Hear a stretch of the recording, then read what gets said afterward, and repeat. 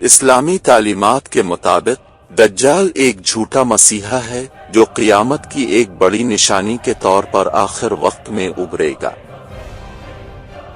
اسے ایک دھوکے باز اور بدکردار شخصیت کے طور پر بیان کیا گیا ہے جو اپنی مافوق الفطرت طاقتوں اور جھوٹے معجزات سے لوگوں کو دھوکہ دے گا۔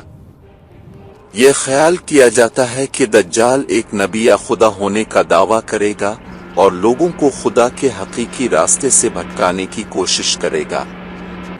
اسلامی روایت کا خیال ہے کہ عیسیٰ علیہ السلام بالآخر دجال کو شکست دینے اور آخری فیصلے سے پہلے عدل قائم کرنے کے لیے واپس آئیں گے۔ یہ نوٹ کرنا ضروری ہے کہ دجال کے بارے میں عقائد اور تشریحات مختلف مسلم روایات اور علماء کے درمیان مختلف ہو سکتی ہیں۔